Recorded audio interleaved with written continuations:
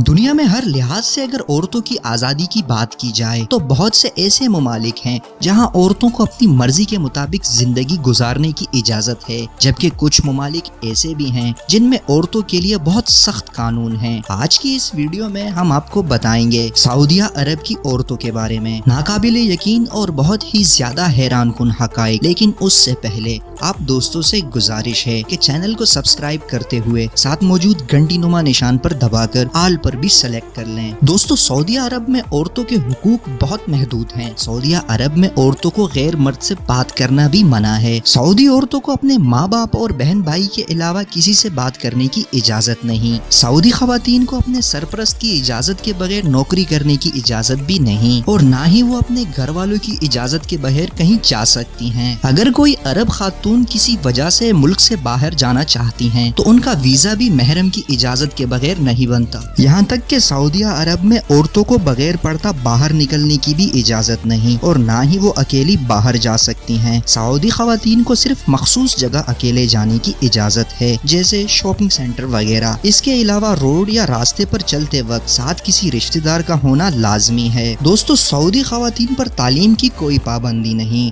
लेकिन कोई भी सऊदी औरत अपने घर वालों की इजाजत के बगैर तालीम हासिल नहीं कर सकती। खवातीन की तालीम के लिए सऊदीया में अलग स्कूल कॉलेज वगैरह हैं। सऊदी खातून किसी गैर मर्द को नहीं मिल सकती। अगर कोई सऊदी औरत किसी गैर मर्द से बात करती पकड़ी जाए तो उसे कैद की सजा हो सकती है और अगर कोई औरत बदकारी करती पकड़े जाए तो उसकी सजा मौत है। ये कानून गैर मुल्की औरतों पर भी लागू होते हैं जो खवातीन सऊदीया में रहती हैं, और जो भी औरतें सऊदीया में रहने आती हैं उन्हें सबसे पहले बुर्का पहनना पड़ता है, वरना उसे गिरफ्तार किया जा सकता है और सजा भी हो सकती है। दोस्तों, सऊदी अरब में होटल्स में भी औरतों और मर्दों के लिए अलग अलग इंतजाम होता है और शादीशुदाओं के लिए अलग इंतजाम होता है जहां वो अपने शोहर के साथ रह सकती हैं। सऊदी औरतें मुकम्मल तौर पर अपने शोहर की फरमाबरदार होती हैं, यानी शोहर की इजाजत के बगैर औरत कुछ भी नहीं कर सकती, और अगर कोई औरत अपने शोहर के हुक्म की खिलाफ वर्जी करेगी तो उसे सजा मिलेगी। इसलिए मजबूरन भी